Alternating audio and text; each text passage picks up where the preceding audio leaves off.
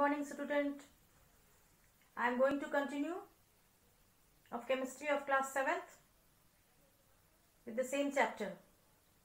On that day I explained to you about matter and the two main properties of matter, that matter occupies space and matter has mass. Now today I am going to explain the three states of matter. The three states of matter are solid, liquid and gas. Now you see, with the help of this diagram you can understand what are the properties of these three states of matter. These are the molecules of solid, these are the molecules of liquids, and these are the molecules of gas. In solids you can see the molecules are very tightly packed and the intermolecular space is the minimum, is the least. You can see no space is there, very less space is there in between the molecules. So they are very tightly packed and the intermolecular space is the least. The position of the molecule is fixed. The position of the molecule is fixed because no space is there in between the molecules. That is why the position is fixed and that is why they cannot move. Okay. So because of this their shape is also fixed. Okay, try to understand.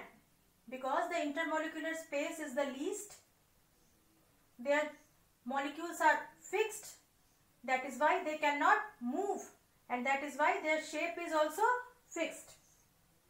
The intermolecular force of attraction in solid is the strongest. The intermolecular force of attraction in between the molecules, they are attracted towards one force, and that force is called the intermolecular force of attraction. So in solids the intermolecular force of attraction is maximum. So the intermolecular force of attraction in solid is the strongest. That is why solids have a definite shape and definite volume. This is the reason why solids have definite shape and definite volume. They cannot be compressed easily. These are the properties of the molecules of solids. They cannot be compressed easily. For example, chalk, stone, wood, bricks, chair, table, books, copies are all the examples of solids.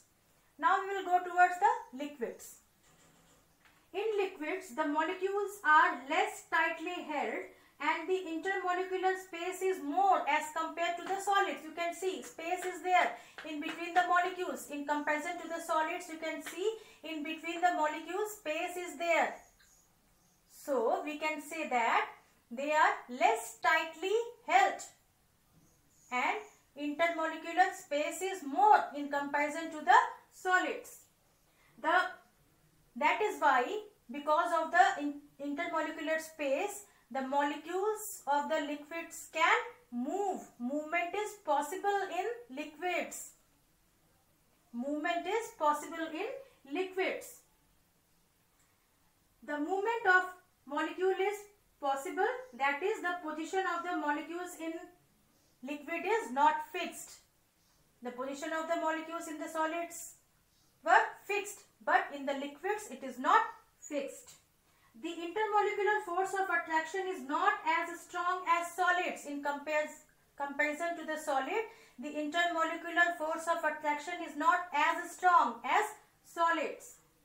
Liquids do not have definite shape. They take the shape of the container in which they are kept. They don't have the definite shape. Okay? However, they have a definite volume and they cannot be compressed to a little extent. They can be compressed to a little extent. In solids we cannot compress it, but in liquids we can compress to a little extent. Examples are oil, water, milk, tea, petrol, etc. So these were the properties of the liquids. Now come to the gases. In gases the molecules are very far away from each other. You can see in comparison to solids and liquids, you can see the space is the maximum in between the molecules. Intermolecular space is maximum. Okay. So In gases, the molecules are far away from each other and are loosely held, which means that the intermolecular space is the maximum and the intermolecular force of attraction is the weakest. Now see again, intermolecular space is minimum, intermolecular force of attraction is maximum. Intermolecular space is maximum, intermolecular force of attraction is minimum. Okay? So, intermolecular force of attraction is the weakest in them. That is why the molecules can move freely in all directions. Molecular space is maximum, that is why they can move in all directions. Gases neither have a definite shape nor a definite volume, and they can be compressed very easily. They can be compressed very easily. They cannot be compressed. They can be compressed to a little extent. They can be compressed very easily. Hydrogen, oxygen, carbon dioxide, nitrogen are a few examples of gases. So, these were the properties of solids, liquid and gases. Now, revise it. Intermolecular space in solid, you can see least. In this, more than solids.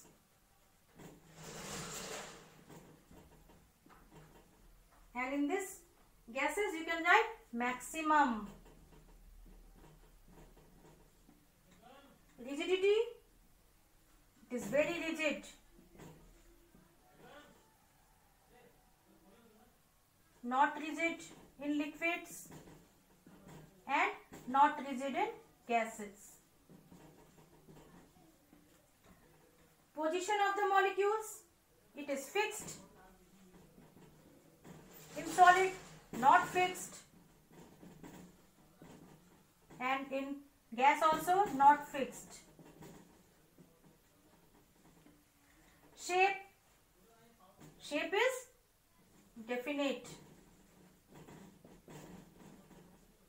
Shape not definite. In this also not definite. Volume is fixed, or you can write definite. In this also volume is definite, but in this not definite. Now arrangement of the molecules, they are very tightly packed.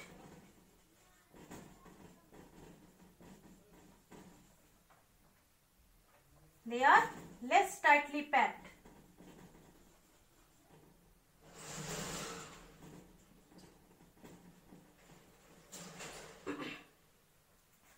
In gases, very loosely held. Now, compressibility, they cannot be compressed. They can't. They can be. They can be very easily.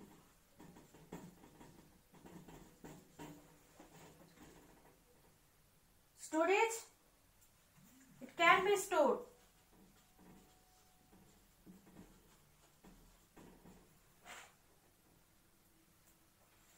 It needs vessel for storage.